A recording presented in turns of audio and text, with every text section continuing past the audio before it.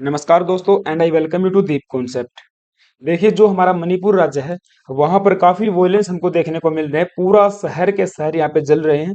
लोगों के सामने कोई भी मंदिर, मस्जिद, चर्च कुछ भी आ जाए, कोई भी प्लेस आ जाए, किसी का घर आ जाए, कोई गाड़ी या फिर कोई भी ट्रक वगैरह आ जाए, सबको यहाँ पे जलाया जा रहा है। लोग एक दूसरे के जान के दुश्मन बने हुए हैं। ठीक है। अब इसी चीज को देखते हुए यानी कि लॉ एंड ऑर्डर को मेंटेन करने के लिए केंद्र सरकार ने इन्वोक किया है article 355 in the state of Manipur. और यहाँ पे direct shoot at the sight के भी ऑर्डर इशू किए गए हैं राज्य के अंदर। अगर ज्यादा ही एक्सेलेट होता है वोयलेंस, अगर कोई सिचुएशन ऐसी होती है कि वो काबू से बाहर है, तो यहाँ पे शूट एट साइट के ऑर्डर भी जारी किए गए हैं। कर्फ्यू लगा दिया गया 8 राज्यों के अंदर, 8 डिस्ट्रिक्ट के अंदर। और जो इंटरनेट सेवाएं हैं, ब्रॉडबैंड, वाईफाई, सब कुछ यहाँ पे 5 दिन के लिए एटलीस्ट बंद कर दिया गया है। और उस चीज को आगे भी बढ़ाया जा सकता है अगर हालात बेकाबू रहे तो। अब अपनी ही सरकार पर लगा गया है इमरजेंसी प्रोविजन, क्योंकि देखिए आर्टिकल हम बात करते हैं अगर 352 से लेकर 360 तक, तो ये पार्ट 18 के अंदर आते हैं। और पार्ट 18 हमको डिफाइन करता बताता है emergency provisions of the union, right.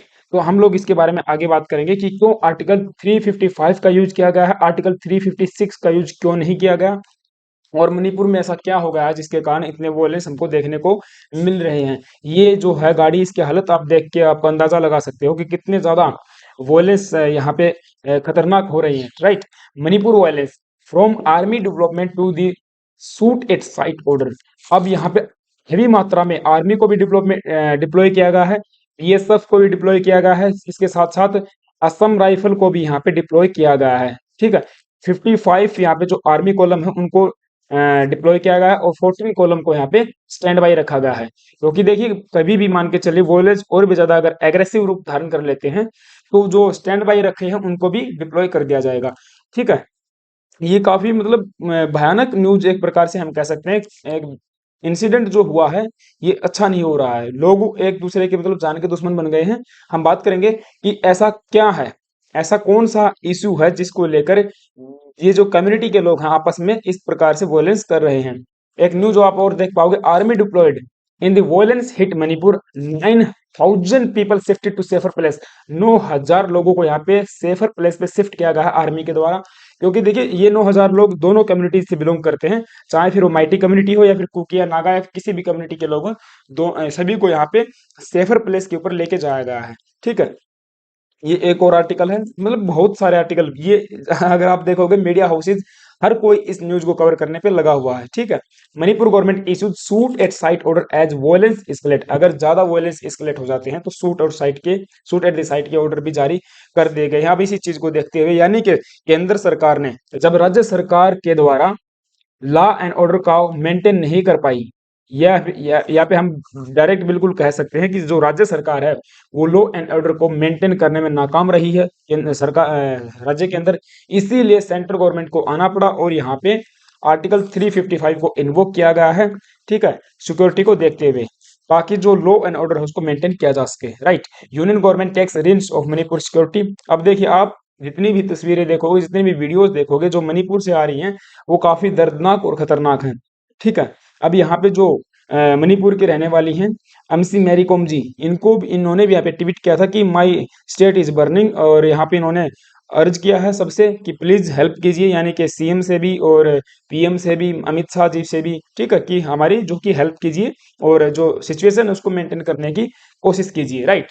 अब देखिए हम बात करते हैं जो मणिपुर हमारा जो राज्य है, नॉर्थ ईस्ट स्टेट, आपको पता है मणिपुर का एक काफी लंबा चौड़ा बॉर्डर आपको पता होगा म्यांमार के साथ में लगता है। जो म्यांमार के साथ में जो बॉर्डर लगता है वहां पर रिफ्यूजीज की जी प्रॉब्लम देखने को मिलती है। और ये वाला जो मिजोरम है, मिजोरम राज्य से इसकी सीमा लगती है। इधर अगर आप जाओगे वेस्ट में जाओगे तो यहाँ पे दैट इज दी असम की सीमा लगेगी, और नॉर्थ के अंदर इसकी नागालैंड के साथ में सीमा लगती है। ठीक, तीन जो हमारे राज्य हैं जिसके साथ में मणिपुर सीमा बनाता है, और एक इंटरनेशनल बॉर्डर है दैट इज दी म्यांमार। इसकी राजधानी आपको देखने को मिलेगी इम्फाल। और इम्फाल ये वाला जो रीजन है इम्फाल, सबसे ज्यादा ये जो वॉयलेंस है आपको यहीं पर देखने को मिलेगा। और ये वाला जो डिस्ट्रिक्ट है दैट इज दी चूरा चांदपुर, यहाँ पर भी सबसे ज्यादा वॉयलेंस हमको देखने को मिले हैं। ठीक है। मोस्टली अगर हम बात करेंगे माइटीज और कुकी कम्युनिटीज की, तो ये तस्वीरें देखिए बहुत भयानक तस्वीरें सामने आ रही हैं इनका। अब काफी कंसर्न मुद्दा है ये अगर देखा जाए तो। ठीक है, आगे बढ़ने से पहले आप सभी से रिक्वेस्ट है, प्लीज यार अगर चैनल पे नए आए हो तो एक सब्सक्राइब कर लेना और वीडियो को अंत तक देखना, अच्छी लगे तो लाइक भी कर देना। ठीक है, अब दी प्रिंट ने भी इसको यहाँ पे न्यूज को कवर किया था। Internet suspended in Manipur for 5 days following fresh violence. 5 दिन के लिए जो इंटरनेट है पूरे एरिया में शटडाउन इसको कर दिया गया है। हालांकि जो जो ब्रॉडबैंड होता है आपका सर्विसेज, उसको अभी के लिए चालू रखा गया है। ठीक है, नब देखिए, अब ये बात हो जाएगी 4 मई की। 4 मई की शाम तक आते आते सेंट्रल गवर्नमेंट ने यहाँ पे अनाउंस कर दिया, यानी कि ये जो स्टेट है आपका मणिपुर, इसका चार्ज लिया जा रहा है by the state central government, और जो भी सिक्योरिटी सिचुएशन है अब इसको सेंट्रल गवर्नमेंट संभालने वाला है। Right, under the article 355। हम इसके बारे में और भी आगे डिटेल में बात करेंगे, आर्टिकल 355 बात क्या कहता है। ठीक है, तो ये चीज है। अब जो चीफ मिनिस्टर है एन बीरेन सिंह, उन्होंने एक मीटिंग यहाँ पे बुलाई थी, वो उसको चेयर भी कर रहे थे, to review the unfolding law and order situation. अब ये मीटिंग के दौरान ये वाला फैसला भी लिया गया है कि अब ये जो आर्टिकल 355 इन्वोक करने के बाद पूरी की पूरी सिचुएशन को कौन देखेगा, सेंटर यहाँ पे देखने वाला है। Right, now army has been deployed to control major violence. Army को यहाँ पे डिप्लॉय करना पड़ा है, तो आप समझ लीजिए कि काफी खतरनाक चीजें सामने आ रही हैं। वायलेंस अपने सक्रिय रूप में है। ठीक है, इम्फाल जो कैपिटल है उस रीजन में सबसे ज्यादा वायलेंस हमको देखने को मिलेगा, और चूरा चांदपुर एंड इम्फाल वाला रीजन मैंने आपको बताया मोस्ट अफेक्टेड एरिया आपको देखने को मिलेंगे। ठीक है, लोग जो है ना काफी परेशान है। देखिए, पेरेंट्स यहाँ पे एक अपने बच्चों को स्लीपिंग मेडिसिन दे के सुला रहे हैं ताकि वे लोग कराई ना करें, और जिस जगह पे लोग छिपे हुए हैं उस जगह का यहाँ पे पता ना चल जाए अटैकर्स को। अगर बच्चे चिल्लाएंगे, बच्चे रोएंगे, तो अटैकर्स को पता चलेगा कि भाई यहाँ लोग छिपे हुए हैं। तो ये कितनी खतरनाक बातें सामने आई है, ये अपने आप में ही डरावनी चीजें हैं। ठीक है, घरों को यहाँ पे आग लगा दी गई है। जो भी आपके वॉरशिप के प्लेसेस हैं उनको भी, चर्च मंदिर मस्जिद जो भी सामने आए उसको भी आग लगाया जा रहा है। ठीक है, इम्फाल वैली के अंदर सबसे ज्यादा आपको मिलेंगे माइटी लोग, मैं बताऊं। दूसरी जगह जो कुकीज लोग हैं वो हिल्स एरिया में देखने को मिलेंगे। अब मोस्टली कुकीज और माइटी लोगों के बीच में यहाँ पे वोलेंस आपको देखने को मिलेगा। Mighty is the predominant ethnic group in the Manipur. सबसे ज्यादा प्रीडोमिनेंट ग्रुप हम एथनिक ग्रुप है। एथनिक ग्रुप देखिए, जैसे हम लोग बात करते हैं, अब बात करिए तमिल की, जब जिक्र आता तमिल का, तो तमिल एक एथनिक ग्रुप है। ठीक है, अब इसके अंदर बहुत सारे रिलीजन के आपको लोग मिल जाएंगे। ठीक है, इसमें आपको जनरल लोग भी मिलेंगे और एससी के लोग भी मिलेंगे, एससी बीसी ओबीसी इस टाइप के लोग आपको यहाँ पे देखने को मिलेंगे। ठीक है, मुस्लिम हिंदू वगैरह इस टाइप से अलग अलग रिलीजन के लोग आपको देखने को मिलेंगे। जैसे पंजाबी हैं, ठीक है, पंजाबी में आपको हिंदू भी मिलेंगे, पंजाबी में सिख भी मिलेंगे, पंजाबी जट भी होते हैं, पंजाबी राजपूत भी होते हैं। ठीक है, तो ये इस टाइप से एथनिसिटी होती है। और या फिर आप मलयालम की बात कर लीजिए, मलयाली लोग जो होते हैं। इसी प्रकार से मणिपुर के अंदर जो माइटी है, ये 55 से लेकर 56% लोग जो आपके एथनिक ग्रुप इनका माइटी लोगों का ही बना हुआ है। माइटी एक कम्युनिटी है, एक आप एथनिसिटी भी कह सकते हो। सबसे ज्यादा मणिपुर के अंदर यही लोग हैं। ठीक है, इसके बाद दूसरी ट्राइब्स आती हैं, और वे ट्राइबल हैं। आप अगर बात करोगे तो वो एसटी के अंदर, जो शेड्यूल्ड ट्राइब्स हैं उसके अंदर फॉल करते हैं। अब ये सिचुएशन काफी गंभीर हो गई थी। दोनों के बीच में क्या हुआ, इन दोनों कम्युनिटीज के बीच में आपस में वॉयलेंस हुआ है। वॉयलेंस किस बात को लेकर हुआ है? वॉयलेंस हुआ कोटा को लेकर, एसटी कोटा को लेकर। यहाँ पे supreme court, sorry high court के द्वारा लास्ट मंथ, आई थिंक 10 अप्रैल की बात हो जाएगी, तब हाई कोर्ट ने यहाँ पे ऑर्डर किया, मणिपुर हाई कोर्ट ने ऑर्डर क्या किया, उन्होंने कंसिडर करने के लिए बोला है सरकार को, राज्य सरकार को कंसीडर करने के लिए बोला है। यहाँ पे केवल रिकमेंडेशन दी है कि जो माइटी कम्युनिटी है, माइटी कम्युनिटी को यहाँ पे एसटी के अंदर डाल दिया जाना चाहिए। राइट, क्योंकि इसके अंदर एसटी के अंदर डालने की कई दिनों से यहाँ पे डिमांड उठ रही थी। उसी चीज को फुलफिल करने के लिए हाई कोर्ट ने इसको ऑर्डर दिया था। ऑर्डर ये दिया था कि भाई अभी के लिए आप कंसिडर करो, इसके ऊपर विचार कीजिए आप कि डाल सकते हैं या फिर नहीं भी डाल सकते हैं। अगर आप देखोगे कि जो माइटी कम्युनिटी है वो सबसे ज्यादा है, दूसरा बच के ट्राइबल लोग। अब इनका जो नॉन ट्राइबल लोग हैं, माइटीज और जो ट्राइबल लोग हैं, उनके बीच में आपस में झड़प हो गई कि इनका कहना है भाई आपको यदि शेड्यूल्ड ट्राइब के अंदर डाल दिया गया, किनको, माइटी लोगों को, तो हमारा कोटा तो आप लोग छीन लोगे ना। ये आपको पता 8.6% ही तो है देश के अंदर, 8.5%, और 8.5% में इन लोगों को भी घुसा दिया, तो जो पहले से शेड्यूल्ड ट्राइब के अंदर लोग हैं अब उनका जो है कि खतरा, एक प्रकार से उनको खतरा होगा, ऐसा इनके द्वारा बताया जाता है। ठीक है। अब इसी चीज को देखते हुए जो ट्राइबल कम्युनिटी है, ट्राइबल कम्युनिटी के लोगों के द्वारा एक ट्राइबल सॉलिडरिटी मार्च वेडनेसडे को निकाला गया था। इसी मार्च के दौरान ये पूरा का पूरा वोलेंस हमको देखने को मिला है। ये जो मार्च है, ये बुलाया गया था by the old tribal student union Manipur के द्वारा। ठीक है, मणिपुर के जो ट्राइबल लोग हैं उनका एक यूनियन है, उसके द्वारा ये वाला मार्च बुलाया गया था। और ये चांदपुर जो सॉरी चूरा चांदपुर जो डिस्ट्रिक्ट है, इसके जो टर्मंग एरिया के अंदर इन्होंने मार्चिंग की। और मार्च के दौरान ही इन लोगों के बीच में झड़प हो जाती है। ठीक है, नॉन ट्राइबल लोगों के बीच में। नॉन ट्राइबल यहाँ पे कौन हो जाएंगे? दैट इज दी माइटी लोग। ये सबसे ज्यादा आपको कहाँ पे देखने को मिलेंगे? इम्फाल वैली के अंदर, जहाँ पे इम्फाल वैली यानी कि तीन चार जो डिस्ट्रिक्ट आते हैं राजधानी के आसपास के, वहां पर ये लोग देखने को मिलेंगे। बाकी जो एरिया बच गया, आपको मैं मैप से दिखाने मैप मैप कहाँ गया? ठीक है, ठीक है, मणिपुर का मैप भी तो था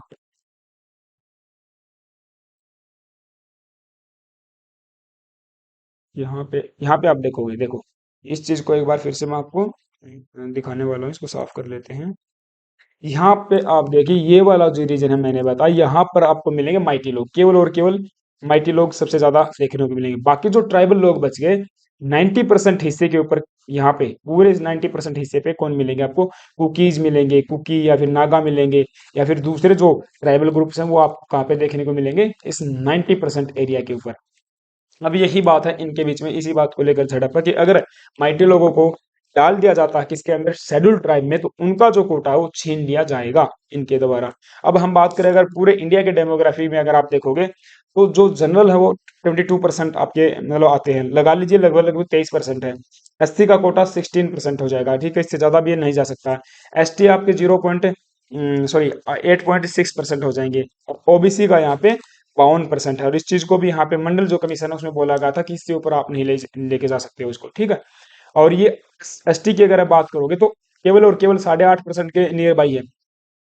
अब इनका ही मानना है कि अगर आप भाई इसमें हमको जो 53% लोग हैं, अगर इसमें आप आ जाओगे तो हमारा फिर क्या होगा? क्योंकि देखिए मणिपुर का जो डेमोग्राफी आप देखोगे तो माइटी लोग 53% के आसपास मिलेंगे। और वो किस रीजन में है? इस वाले इम्फाल वाले रीजन के अंदर। ठीक है, इस रीजन में आपको ये लोग मिलेंगे। बाकी बाकी जो भी ट्राइबल ग्रुप्स हैं, जितने भी आप देख पाओगे, उनकी परसेंटेज भी कम है और वो पूरे हिली एरियाज के अंदर फैले हुए हैं। राइट, तो ये चीज है। अब इसी चीज को लेकर इनको बीच में टेंशन क्रिएट हो गई है, क्योंकि लास्ट मंथ मैंने बताया मणिपुर हाई कोर्ट ने यहाँ पे ऑर्डर दिया था कि आप ये जो है ना माइटी लोगों को, ये जो माइटी कम्युनिटी है उनको शेड्यूल ट्राइब में डालने का जो स्टेटस है, डाल सकते हैं या फिर नहीं डाल सकते, ये आप कंसिडर कीजिए। और इसी चीज को देखते हुए एक वाइड स्प्रेड प्रोटेस्ट हमको देखने को मिलता है स्टेट के अंदर। ये आप न्यूज देख पाओगे, Manipur High Court direct state to recommended inclusion of the Meitei community in ST list. या फिर इन्होंने कहा कि आप कंसिडर कीजिए। अभी के लिए डाला नहीं गया है हमको, अभी के लिए केवल और केवल कंसिडर करने की बात यहाँ पे की गई थी। ठीक है, अब उसी चीज को लेकर वोलेंस देखने को मिलता है। अब देखिए, अगर हम बात करते हैं जो नॉन ट्राइबल लोग हैं, इनका यहाँ पे क्या कहना है? ये कह रहे हैं कि जो ट्राइबल लोग हैं या फिर जो माइटी लोग हैं, सॉरी हाँ माइटी लोग, जो माइटी लोग हैं, दे आर नॉन ट्राइबल, ये नॉन ट्राइबल है। And they are the part of SC, ये एससी हो सकते हैं, ओबीसी हो सकते हैं, जनरल हो सकते हैं। No protection for our land if the mighties become ST. हमारा जो लैंड है उसका यहाँ पे प्रोटेक्शन नहीं होगा, क्योंकि अभी के लिए मैं बता दूं जो भी ट्राइबल एरियाज है ना, ये माइटी लोग वहां पर जमीनें नहीं खरीद सकते हैं, कोई भी लैंड का एक्विजिशन नहीं कर सकते हैं, अपना जो बिजनेस वगैरह स्थापित करना वो नहीं कर सकते हैं। यानी कि एक प्रकार से उसको रिजर्व रखा गया है ट्राइबल लोगों के लिए। जो ट्राइबल लैंड है उसको ट्राइबल लोगों के लिए ही रिजर्व रखा गया है।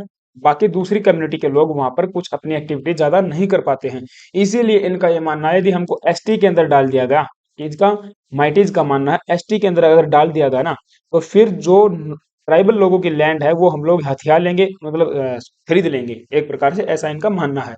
ठीक है, तो ये चीज है। इन्होंने कहा कि we want the six schedule for our survival. जो ट्राइबल लोग हैं ये कहते हैं कि हमको सिक्स शेड्यूल के अंदर हमको डाले रखिए और इस चीज से भी बाहर मत कीजिए। ठीक है, तो ये चीज हो जाएगी। अब why Meitei people want this status? Meitei लोगों को आप अगर देखोगे इनका परसेंटेज ज्यादा है। और अगर आप राजनीति की बात करोगे तो वहां पे जो सीट्स हैं उनके अंदर भी सबसे ज्यादा आपको एमएलए एमपी वगैरह वगैरह जो भी आप लगा लीजिए, यानी कि जो रिप्रेजेंटेशन है वो सबसे ज्यादा आपको माइटी लोगों का ही देखने को मिलेगा। अब लोग ये एसटी का जो है ना स्टेटस क्यों चाहते हैं, तो सबसे बड़ा जो मुद्दा बताया जाता है दैट इज द अनएम्प्लॉयमेंट। क्योंकि अनएम्प्लॉयमेंट मणिपुर के अंदर भी लगा लीजिए या फिर पूरे देश के अंदर काफी ज्यादा हाई है। उस चीज को देखते हुए थाउजेंड्स ऑफ पीपल जो हैं जॉब सीकर हैं इन द डिस्ट्रिक्ट या इन द स्टेट, वे यहाँ पे चाहते हैं कि हमको माइटीज को यहाँ पे एसटी का दर्जा दिया जाना चाहिए, ताकि हमारी जॉब्स जो हैं वो भी बचाई जा सके, हमारे जो एजुकेशनल इंस्टीट्यूशन है उनको बचाया जा सके, हमारे कल्चरल और जो हमारी आइडेंटिटी है उसको हम बचा सके, ऐसा इनका मानना है। क्योंकि ये जो राज्यपाल है मणिपुर के, इन्होंने भी यहाँ पे कहा था अनएम्प्लॉयमेंट रिजल्टिंग फ्रस्ट्रेशन की प्रॉब्लम ऑफ नॉर्थ ईस्ट। क्योंकि ये केवल नॉर्थ ईस्ट की प्रॉब्लम नहीं है, ये तो पूरे इंडिया की ही प्रॉब्लम है। अगर अनएम्प्लॉयमेंट ज्यादा रहेगा तो फ्रस्ट्रेशन जो है ना हर कम्युनिटी के लोग में यहाँ पे क्रिएट होगा। यही चीज है। अब सबसे ज्यादा तो सबसे बड़ा बात तो सबसे बड़ा जो रीजन है वो तो यही हो जाएगा कि अनएम्प्लॉयमेंट रेट बढ़ रहा है, लोग इनसिक्योर फील कर रहे हैं। अगर हमको मान के चलिए शेड्यूल ट्राइब में नहीं डाला गया तो हमारी जो जॉब्स हैं वो भी चली जाएंगी, है ना। Merely reservation of jobs, educational institution, tax relief, ये सब चीजें मिलती हैं जो कि रिजर्व की जाती हैं। जो एसटी जो ट्राइब्स हैं उनको यहाँ पे ये चीजें मिलती हैं। लेकिन इन्होंने कहा कि भाई हमको केवल जॉब में रिजर्वेशन या फिर एजुकेशनल इंस्टीट्यूशन में रिजर्वेशन, टैक्स रिलीफ, ये केवल ये चीज नहीं चाहिए। ये हमको इससे ज्यादा हमारे प्रोटेक्शन करना है, हमारे जो एंसेस्ट्रल लैंड है उनको प्रोटेक्ट करना है, हमारे कल्चर को प्रोटेक्ट करना, हमारी आइडेंटिटी को यहाँ पे प्रोटेक्ट करना है। क्योंकि माइटी लोगों का मानना है कि एक प्रकार से जो मणिपुर म्यांमार है, बांग्लादेश है और देश के दूसरे हिस्सों से इलीगल माइग्रेशन मणिपुर राज्य के अंदर हो रहा है। ठीक है, क्योंकि आपको पता है म्यांमार के अंदर भी रिफ्यूजीज प्रॉब्लम है, बांग्लादेश में भी है और हमारे दूसरे एरियाज से भी लोग मणिपुर के अंदर जाते हैं, जैसे कि असम, नागालैंड या फिर त्रिपुरा से। तो वहां से भी जो लोग वहां पे सेटल होते हैं वो जमीनें खरीदेंगे। तो इस प्रकार से ये कहते हैं कि हमारी जो एंसेस्ट्रल लैंड है उसको यहाँ पे खतरा है, हमारे कल्चर को, हमारी आइडेंटिटी को खतरा है। उसी चीज को बचाने के लिए हम लोग एसटी की यहाँ पे डिमांड कर रहे हैं, that is the scheduled tribe. ठीक है, अब काफी दंगे हो गए दोनों कम्युनिटीज के बीच में, लोग यहाँ पे सड़कों के ऊपर आ गए, घर जला दिए। इसी चीज को देखते हुए मणिपुर ने इश्यूज कर दिया shoot at the site order in extreme cases. अगर आपको लगे कि बहुत ही ज्यादा खतरनाक चीजें सामने आ रही है तब ही जाकर आपने शूट यहाँ पे करना है, राइट। अब डिप्लॉयमेंट कर दिया है, 9,000 लोग मैंने बताया आपको शिफ्ट कर दिए गए सेफर प्लेस पे, और यहाँ पे 55 आर्मी के कॉलम डिप्लॉय कर दिए गए हैं। अब आर्मी के कॉलम क्या होते हैं कि जैसे लोग, ये जो आर्मी के जवान हैं ये यहाँ पे मार्च करेंगे पूरे शहर के अंदर, जहां जहां वायलेंस हो रहे हैं लोगों को यहाँ पे बताएंगे। जो लोग यहाँ पे एक प्रकार से डरे हुए हैं या फिर छिपे हुए हैं उनको यहाँ पे एक प्रकार से मैसेज दिया जाता है कि आपको डरने की या फिर घबराने की जरूरत नहीं है, आर्मी यहाँ पे आ गई है, मोर्चा संभाल लिया गया है। ठीक है, तो ये चीज है, इसके लिए आर्मी के कॉलम लगाए जाते हैं। 14 कॉलम्स को यहाँ पे स्टैंड बाई रखा गया है, अगर सिचुएशन ज्यादा खराब होती हुई नजर आई तब यहाँ पे डिप्लॉय कर दिया जाएगा। अब हम बात कर लेते हैं आर्टिकल 355 की। देखिए आर्टिकल 355 जो है हमारे इंडियन कॉन्स्टिट्यूशन का, ये पार्ट रहेगा आपका 18 का, दैट इज द पार्ट 18 जो है उसका ये भाग रहने वाला है। और ये आपकी बात करता है the duty of union to protect state against the external aggression and the internal disturbance. दो सिचुएशन यहाँ पे बताई गई हैं। या तो यदि कोई एक्सटर्नल एग्रेशन होता है, मान के चलिए म्यांमार के ऊपर चाइना वगैरह या फिर म्यांमार या बांग्लादेश या कोई दूसरा देश हमला कर देता है, एक्सटर्नल एग्रेशन हो जाता है, तब जाके यूनियन यहाँ पे जो सेंट्रल गवर्नमेंट है वो यहाँ पे कम इनटू प्ले। या फिर जो इंटरनल डिस्टर्बेंस है, यानी कि जो वर्तमान का सिनेरियो है वहां पे कौन सा हमको देखने को मिलेगा, सेकंड वाला, इंटरनल डिस्टर्बेंस हुआ है देश के अंदर। उस चीज को देखते हुए लॉ एंड ऑर्डर को मेंटेन करने के लिए यूनियन यहाँ पे क्या करेगा, आगे आएगा और देश के अंदर राज्य के अंदर आर्टिकल 355 इन्वोक कर देगा। इसके तहत होगा क्या, जो भी लॉ एंड ऑर्डर है, जो भी पुलिस वगैरह है, उस सब को यहाँ पे कंट्रोल किया जाएगा by the union minister, right. या फिर मैं कहूँ जी होम मिनिस्ट्री के द्वारा वो डायरेक्ट अंडर में आ जाते हैं। ठीक है, ये आर्टिकल 355 है। लेकिन आर्टिकल आप बात करते हो 356 की, वो बात करता है आपका that is the presidential rule, presidential rule की बात करता है, अर्थात राष्ट्रपति शासन की बात की जाती है। अब देखिए, क्योंकि आपको पता है केंद्र के अंदर भी बीजेपी की सरकार है, राइट, और मणिपुर के अंदर भी बीजेपी की ही सरकार है। यदि तो बीजेपी की सरकार मणिपुर में नहीं होती तो आपको पता होना चाहिए सरकार के द्वारा, यूनियन के द्वारा तुरंत प्रभाव से यहाँ पे आर्टिकल 355 को इन्वोक कर दिया जाता, अर्थात राष्ट्रपति शासन लगा के जो वर्तमान में सरकार बैठी है स्टेट में उसको भंग कर दिया जाता। ठीक है, अगर किसी राज्य के अंदर आर्टिकल 356 लगता है तो आपको पता होना चाहिए जो वर्तमान की जो करंट गवर्नमेंट है स्टेट की उसको भंग कर दिया जाता है, और जो गवर्नर है गवर्नर का रूल वहां पे लागू कर दिया जाता है। ठीक है, गवर्नर वहां पे मतलब मैन जो अथॉरिटी अब गवर्नर होने वाली है, रिस्पॉन्सिबिलिटी। और यहाँ पे प्रेसिडेंट का रूल हम आप कहते हैं, उसको प्रेसिडेंशियल रूल के नाम से जाना जाता है। ठीक है, और आर्टिकल 352 आपको पता है ये स्टेट इमरजेंसी की बात करता है, राज्य के देश के अंदर इमरजेंसी की बात करता है। और आर्टिकल 360 फाइनेंशियल इमरजेंसी की बात करता है। इमरजेंसी का जो प्रोविजन है आपको पता 18वें भाग के अंदर आता है, 18वें पार्ट में आएगा, ये चीज हो जाएगी। अब आर्टिकल 3 जो 55 मैंने बताया आपको, इस ये स्टिपुलेट करता है the maintenance of law and order of A state will come under the central government. Centre इस चीज को डायरेक्ट संभालने वाली है। ठीक है, तो ये था आप जो भी मामला था ये मैंने आपको बता दिया है, ये लेक्चर था। आई होप कि आपको चीजें समझ में आई होंगी। ठीक है, अगर चीजें समझ में आई हैं, अगर आपको मामला भी समझ में आया है तो आप कमेंट बॉक्स में मुझे बता सकते हैं आपकी इसके ऊपर क्या राय है, और कौन से प्रिवेंटिव मेजर्स सरकार के द्वारा यहाँ पे उठाने चाहिए, और कौन कौन सी चीजें हम लोग कर सकते हैं मणिपुर के लोगों के लिए। ठीक है, तो ये था lecture. Thank you guys, have a nice day, stay tune and stay with us.